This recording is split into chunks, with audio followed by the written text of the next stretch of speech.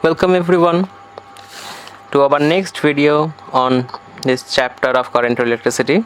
In the previous video we learned that this epsilon, that is electromotive force, is a sum of two things. What are the sums? That is capital V, which is the terminal voltage,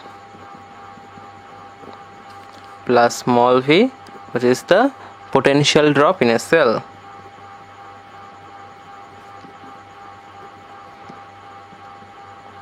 What was this epsilon? We know terminal voltage we discussed in the last video.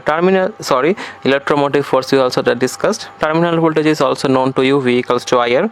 But this voltage in a potential drop in a cell, this factor is not known. So first we will discuss that. See, potential drop in a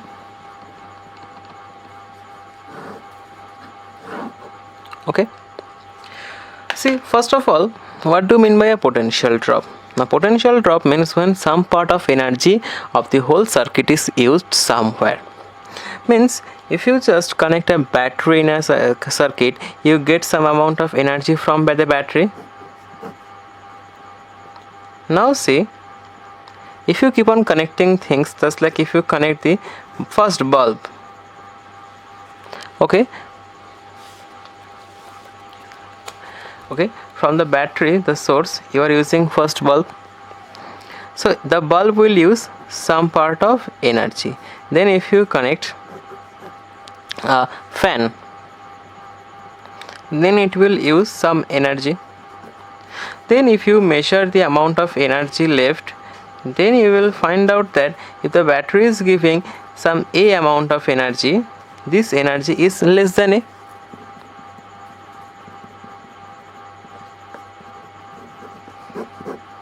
Clear? Why? Because this bulb and this fan took some amount of energy, and this is actually we call potential drop. Means if the energy is going down, then less work done and less potential difference we get. Clear? So if we just keep on adding things in a circuit, what will happen? Ultimately the whole potential will be dropped. You remember, if you switch on all the circuits, it can be cause some kind of short circuits due to too much amount of energy taken. And if you just have a series connection, if you are just adding things in a series, you will see that if you connect 10 bulbs in a series, so on 10 bulbs, you will see that the first bulb is glowing highest and the 10th bulb is glowing least.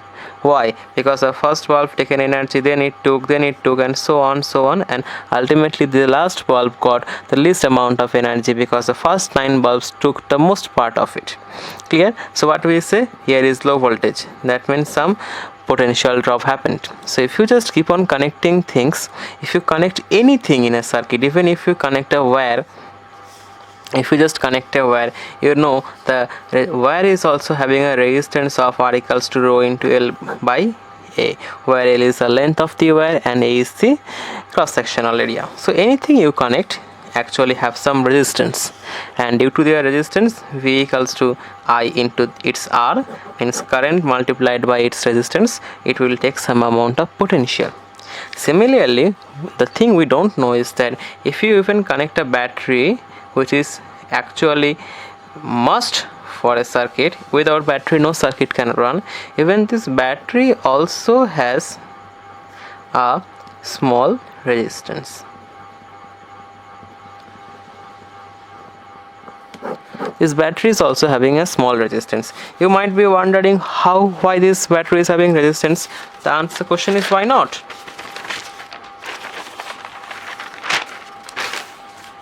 This battery has two terminals, one copper, one zinc. It is sulfuric acid solution electrolyte. These were per terminals, anodes and cathodes are connected. So for this system will not take some amount of energy, will not create a small resistance. Yes, due to these things presence, the battery has a small resistance, and that resistance is called the internal resistance. The small resistance of a battery is very important, is called internal resistance of a cell. Clear? This internal resistance is symbolized by small r. So due to this presence of small r, some amount of potential drop will be there. How much? Now V equals to IR, the formula we got before, and this creates a small v, the potential drop in the circuit.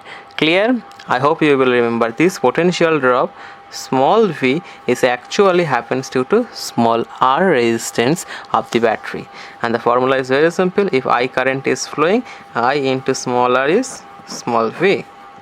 This is our formula of potential drop in a cell. If the cell's internal resistance is smaller, then I into small r gives you this small v.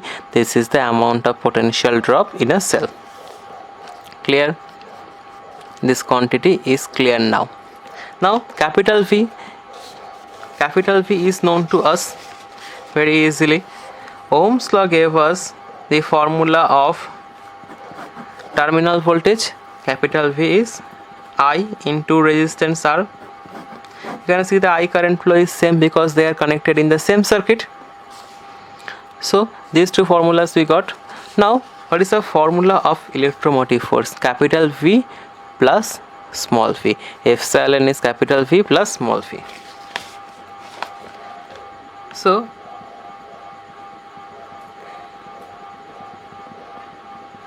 electromotive force E equals to capital V plus small v. Capital V is I into capital R and small v is I into small r. So that is I into capital R plus I into small r. Clear? What is common? I, because they are connected in the same circuit, so current is flowing equally. So I, if taken common, this is the formula of electromotive force. Clear? So you can see this is very important. This is the potential drop in a cell, this is the terminal voltage of a cell, and I know electromotive is capital V plus small v, that is terminal voltage plus potential drop in a cell. So if I put their formula, took I common, I got I into capital R plus small r. Clear? This formula is very much important. Why? Because using this formula you can be asked to solve various kinds of questions in your class. Clear? From here you can be asked to calculate the formula of small r. It's very easy. Calculate the formula of internal resistance. It's actually derived in your book, but you can easily calculate if the values are given. What will be the formula? Now I got IR plus I into small r is E. The I into small r is E minus IR. Just took it on the left side, it become minus. So what is smaller? E minus IR by I. Clear? E minus IR by I. Now this is one form. Also other forms are available. Just like instead of IR, I can use V, because V equals to capital IR. That is also E minus V by I. This formula is very much used for calculation of internal resistance of a cell. Also you can take V common. These are also other forms of the formula, that R equals to E minus V by I. Now what is I? I equals to V by R. This R goes on top, so E minus V by V, so R into E by V minus 1. This is also another sort of formula for calculation. though this formula is not much used, this formula is mostly used, so please remember all this for calculation of internal resistance of the cell. This is a very important thing you have to learn about this. So I hope all these things are clear. Just take a quick review what we did today. We have a short class today on electromotive force. We got is a sum of terminal voltage and sum of potential drop in a cell. The only quantity we did not know earlier was potential drop in a cell. What is potential drop in a cell? Now, actually, if you connect anything in a circuit, it comes with its own resistance, and that resistance is what? Due to its presence. Similarly, if a battery is connected, due to the presence of the battery, inside the battery there are cathode, anode and its electrolytes present, so it also offers a small resistance, and that resistance is called the internal resistance of the battery, which is represented by smaller. Now if I current is flowing according to the Ohm's law, I into smaller, this is the amount of potential drop happens due to the cell. So this is the small v, we calculate v equals to I into smaller. Then we are going to put all these things inside our formula. In Ohm's law formula, we got capital V equals to I into capital R, where R, capital R is the resistance connected in the circuit. So E equals to V plus small v. We got electromotive force is capital V plus small v. Putting their values, the I into capital R and I into small r, I taken common, capital R plus small r. This is the formula of electromotive force. The new quantity can be asked to be calculated, internal resistance, and it can be derived in different ways. We have just derived how to calculate the value of smaller if the other values of the connections are given. So I hope this much is clear to all of you. If you have any doubt, you can contact me and ask me personally. That is all the internal resistance of a cell, and of course it will be calculated in ohms. In most of the cases the values are either given. So thank you everyone for these cases. Now we have to understand one more thing, that this internal resistance also depends on certain factors. We learned that why this internal resistance is coming, due to the presence of electrodes, right? Electrodes means due to the presence of cathode, anode. Clear? So you know these cathodes and anodes are kept in a circuit. Clear? If the surface area, this is the surface area of cathode and anode, cathode for C, anode for A. If the surface area is larger, then the resistance is lesser.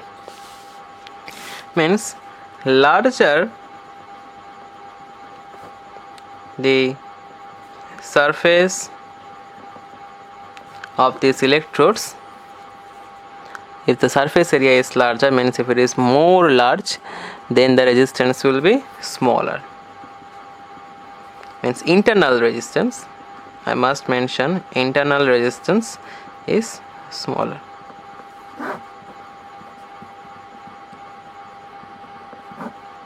Clear? We are actually discussing internal resistance. Remember, everything is internal resistance of a cell, nothing normal resistance. Clear? Next thing is distance. If I keep the distance, if I look at the distance between the electrodes, if I just increase the distance, then it will create more internal resistance. Clear? So higher distance between cathode and anode means distance, this factor is important, this is proportional to the internal resistance. Means higher distance refers to higher resistance and lesser distance refers to lesser internal resistance. More things are that nature and the concentration of the electrolyte. That means these are the two electrodes, you have kept them in a cell and they are filled with electrolytes, a liquid. What was our liquid? Now dilute H2SO4, that is dilute sulfuric acid.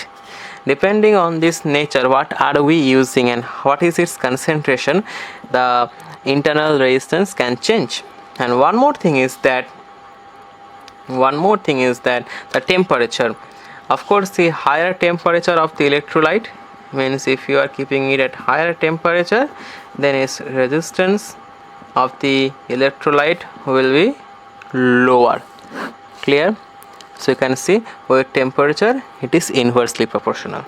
So I hope these things must be remembered, already given in your book, so nothing new I am talking about here. These things are often asked in small questions, short questions, and it is important if you study. So on the next video we will learn about the combination of resistance. Thank you everyone.